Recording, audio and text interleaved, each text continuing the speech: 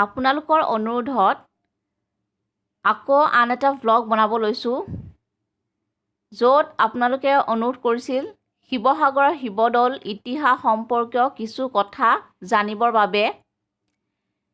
এয়া আপোনালোকক দেখাব লৈছোঁ শিৱসাগৰৰ শিৱদৌলৰ ভিতৰ ভাগ।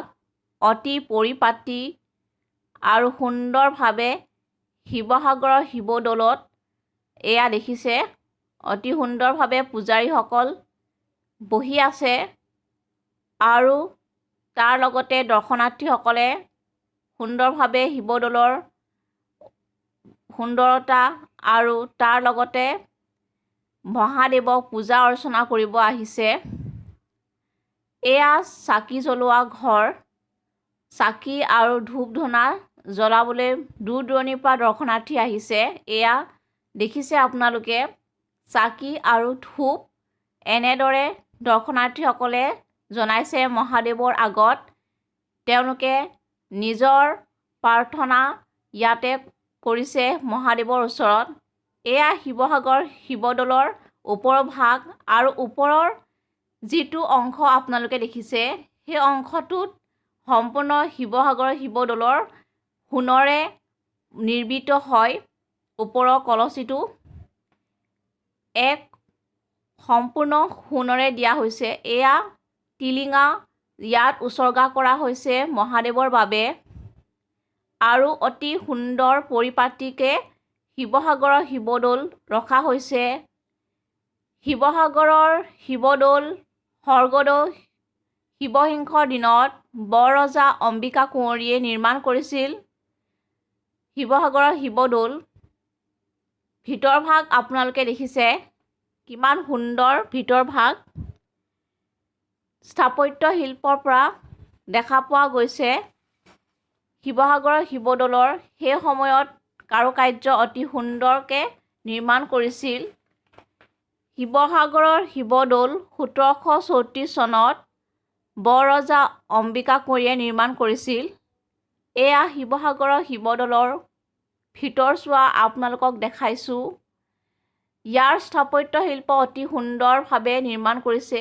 এয়া ভিতৰ ভাগ। ভিতৰ ভাগত ইয়াত ধুনীয়াকৈ কেইযোৰমান পাৰ আছে। বেল ধূপ ধূনাৰে সুন্দৰভাৱে তাত পূজা কৰা হৈছে। শিৱসাগৰৰ শিৱদৌলৰ ভিতৰচোৱা অতি মনোমোহা। আহি আপোনালোকে ইয়াত চাবহি কিমান সুন্দৰ। তাক ভাষাৰে বুজাবলৈ কোনো ভাষা নাই, বুজাব নোৱাৰি। এয়া ভিতৰ ভাগ। আপোনালোকে দেখিলে পাৰ চৰাই উৰি গৈছে। এনেকৈ পাৰ চৰাই তাতে উৰি থাকে ওপৰত মুধচত। সুন্দৰভাৱে নিৰ্মাণ কৰা হৈছে এই সুন্দৰ অংশ। এয়া দেৱীদৌল। দেৱীদৌলৰ এয়া মই দেখাইছোঁ। আপোনালোকে বহুতে অনুৰোধ কৰিছিলে দেৱীদৌলৰ বিষয়ে কিছু জানিবলৈ।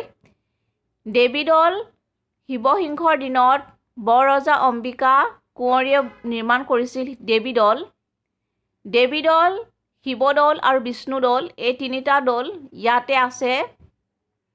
প্ৰায় ওচৰা ওচৰিকৈ এই তিনিটা দৌল নিৰ্মাণ কৰা হৈছিল 1734 চনতে। দেৱীদৌলৰ উচ্চতা হৈছে 60 ফুট। এয়া দেৱীদৌল আৰু তাৰ কাষত যিটো আমি আগতে শিৱদৌল চালোঁ সেই শিৱদৌলৰ 104 ফুট উচ্চতা আছিল। এয়া দেৱীদৌল ভিতৰি ভাগ। খুব সুন্দৰ পৰিপাটি দেৱীদৌলৰ ভিতৰচোৱা। আপোনালোকে আহিলে দেখিব কিমান সুন্দৰভাৱে দেৱীদৌলৰ ভিতৰচোৱা দেখা পোৱা গৈছে। দেৱী দুৰ্গাৰ নামত উচৰ্গা কৰিয়ে এই দেৱীদৌলটো নিৰ্মাণ কৰা হৈছে।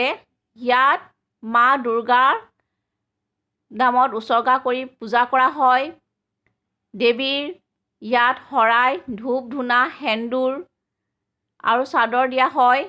আপোনালোকেও আহি ইয়াতে ধুনীয়াকৈ আপোনালোকে যেতিয়া আহিব তাৰ পৰিৱেশটো দেখিব অতি সুন্দৰ মনোমোহা আৰু অতি চাফ চিকুণভাৱে ইয়াত সুন্দৰভাৱে চব ধুনীয়াকৈ থোৱা হৈছে। এয়া দেৱীদৌলৰ বাহিৰ ভাগ। এয়া হৈছে দেৱীদৌল। দেৱীদৌলৰ সুন্দৰ এটা মনোমোহা